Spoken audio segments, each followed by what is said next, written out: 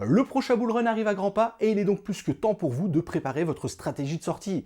Car dans un marché haussier, le plus difficile, ce n'est pas de savoir acheter, mais de savoir surtout quand vendre. Parce que vendre trop tôt, c'est louper une bonne partie de la hausse, et vendre trop tard, c'est prendre énormément de risques, surtout si le marché se retourne rapidement. Aujourd'hui, je vous présente 3 indicateurs on-chain relativement peu connus et pourtant diablement efficaces pour déterminer le moment le plus opportun afin de vendre vos crypto-monnaies et ainsi tirer un maximum de profit de vos investissements. Alors, c'est parti!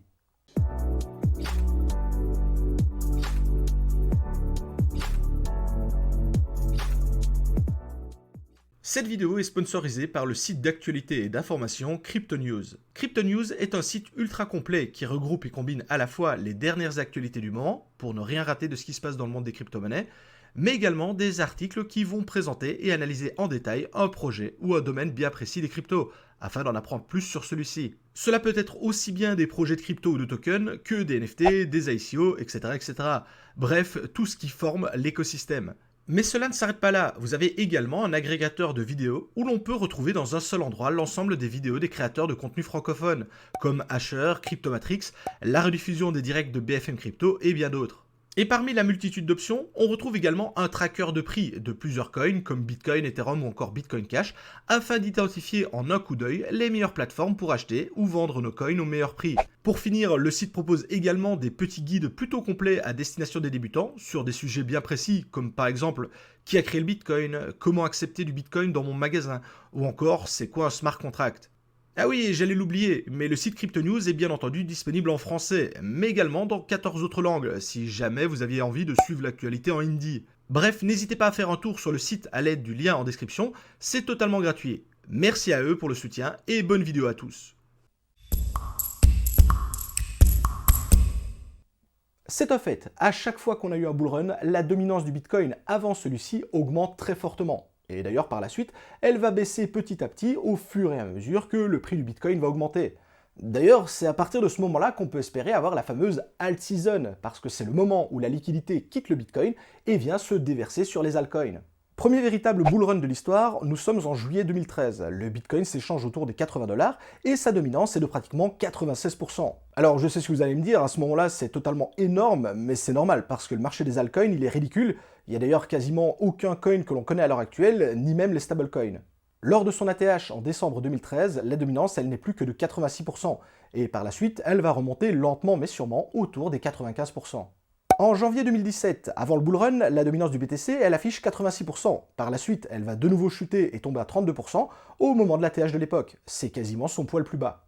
Et pour finir, en mars 2020, la dominance est à 65%. Elle va alors chuter à 40% lors de l'ATH de novembre 2021. Mieux encore, et c'est vraiment chirurgical, entre le double top de l'ATH de avril 2021 et celui de novembre 2021, la dominance va d'abord augmenter et monter à 65%. Ensuite, on assiste à la première phase du bull, avec la dominance qui baisse et qui termine autour des 30%, pour ensuite la voir remonter doucement vers les 40% lors de la deuxième partie du bull run, et elle va ensuite, encore une fois, redescendre de nouveau. Lors des 3 précédents cycles, le suivi de la dominance du Bitcoin a permis de réellement bien timer le marché, avec le moment et la phase de début de bull run lorsque la dominance atteint son maximum, pour ensuite l'avoir diminué petit à petit, et quasiment à chaque fois, l'ATH a été atteint lorsque la dominance était au plus bas.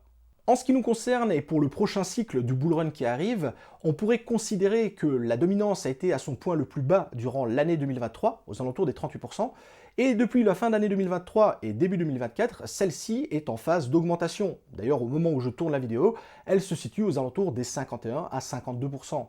Il sera donc très intéressant de surveiller l'évolution de cette dominance parce qu'elle pourrait clairement, encore une fois, indiquer le début de la phase de bull run. Mais si vous l'avez remarqué par rapport aux valeurs que je vous ai données, au niveau justement des valeurs maximales et minimales atteintes justement lors de ces différents cycles, eh bien elles sont de plus en plus faibles, tout simplement parce qu'il y a de plus en plus de crypto-monnaies qui sont différentes, et donc la liquidité est répartie sur beaucoup plus de projets différents. On pourrait donc s'attendre pour la dominance pour ce cycle-ci à être plutôt aux alentours des 60 voire 75%. Je ne pense pas que l'on reverra de nouveau comme à l'époque une dominance du Bitcoin qui va taper les 80 voire 90%. Mais encore une fois, c'est un point qui est très intéressant à surveiller, notamment dans les prochains mois qui arrivent. Pour cet indicateur, j'ai appris son existence en assistant à une conférence qui était donnée dans ma ville.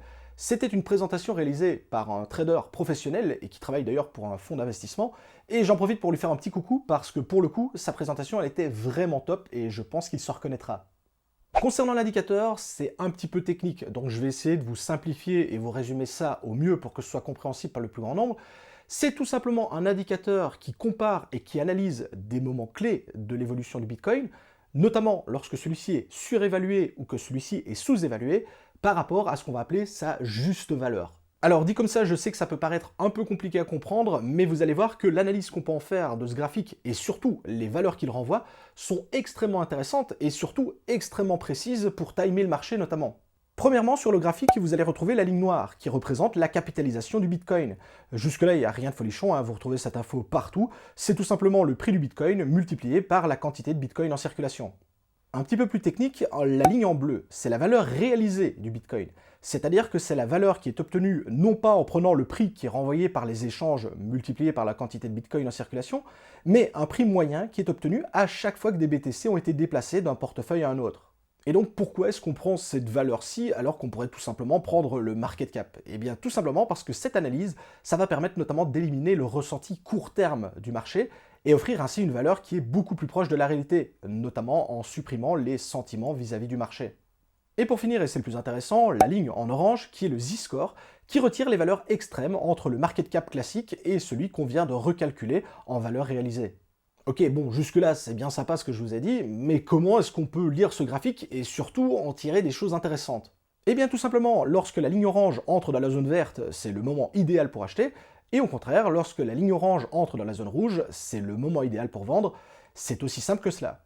Pour faire simple, plus le Z-score est bas, plus c'est le moment idéal pour acheter, et plus théoriquement vous devez acheter, et au contraire, plus le Z-score augmente et augmente fortement, plus c'est le moment de vendre, et plus vous devez théoriquement vendre votre position. Idéalement, et pour éviter les pièges, il est intéressant de déjà commencer à vendre lorsque par exemple le Z-score atteint la zone des 6, afin de ne pas vous faire piéger. Vous ne vendez donc pas le top du top, mais vous n'en êtes vraiment pas très loin. Comme on peut le voir actuellement, la ligne orange est en train d'augmenter petit à petit, et cela voudrait donc dire que le bull run est sur le point d'arriver, et que normalement, votre portefeuille devrait déjà être constitué, vous devrez donc être déjà fin prêt pour le prochain bull run qui arrive. Pour finir, je vous propose un véritable indicateur du FOMO et du ressenti vis-à-vis du marché, notamment vis-à-vis des nouveaux investisseurs. En effet, c'est lorsque le marché s'emballe et que les prix deviennent totalement délirants que les débutants ou la plupart des nouveaux investisseurs vont débarquer sur le marché et commencer à accumuler du Bitcoin. Au contraire des investisseurs qui sont présents déjà depuis de nombreux mois, voire même de nombreuses années, ceux-ci se sont constitués des bagues depuis un bon moment, et c'est justement quand le prix commence à devenir délirant que ceux-ci vont commencer à vendre leurs bagues. Comme le dirait si bien Warren Buffett, c'est à partir du moment où son coiffeur commence à lui parler d'un actif qu'il est largement temps de le vendre et de s'en débarrasser. Eh bien, c'est ici que cet indicateur, le Hodl Wave, entre en jeu et permet justement de visualiser tout cela. Les Hodl Wave vont donc comparer les bitcoins détenus par les nouveaux investisseurs versus les anciens en indiquant l'âge de détention de ces bitcoins. Et donc, plus vous allez vers le rouge, et donc vers le bas du graphique, plus vous allez avoir de nouveaux acquéreurs de bitcoin. Au contraire, plus vous allez vers le haut, plus vous avez des bitcoins qui sont détenus depuis longtemps. On remarque bien d'ailleurs que lorsqu'on atteint les ATH précédents, la zone rouge elle a tendance à augmenter, preuve d'une arrivée massive de nouveaux entrants, c'est le fameux FOMO. Et au contraire, pour les détenteurs d'anciens bitcoins, la zone elle a tendance à se réduire parce que eux, ils vont décider de vendre leurs bitcoins, notamment aux nouveaux entrants. Contrairement aux deux autres indicateurs que je vous ai présentés, celui-ci représente plutôt un sentiment vis-à-vis du marché au niveau des anciens et des nouveaux investisseurs, plutôt qu'un véritable indicateur on-chain. Ça veut donc dire que l'utiliser tout seul, c'est vraiment aller droit dans le mur, mais en le combinant justement avec les deux autres, ça permet de se faire une très bonne idée de l'état actuel du marché et surtout de voir si celui-ci n'est pas en surchauffe, et donc ce serait clairement le moment de vendre. Concernant la situation actuelle, on remarque que grâce ou à cause de l'augmentation du prix du Bitcoin, on a une augmentation du nombre d'acquéreurs de nouveaux Bitcoins et au contraire, on a une légère vente au niveau de ceux qui possèdent des Bitcoins plus anciens. Cela voudrait donc dire d'une certaine façon qu'on n'est clairement pas encore au top du marché, mais que celui-ci approche petit à petit et que donc encore une fois, il sera très intéressant de surveiller cet indicateur pour voir si le marché ne passe pas en mode FOMO et donc le moment où il sera largement temps de vendre, encore une fois.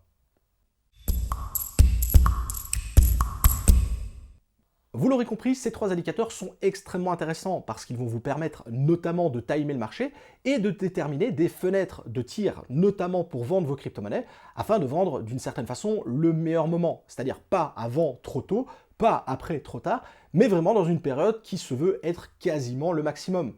Alors attention, bien entendu, c'est pas une baguette magique qui va vous donner le moment pile poil, le jour près, l'heure près, la seconde près, pour vendre le top du top et dans le cas où c'est possible, acheter le bottom des bottoms.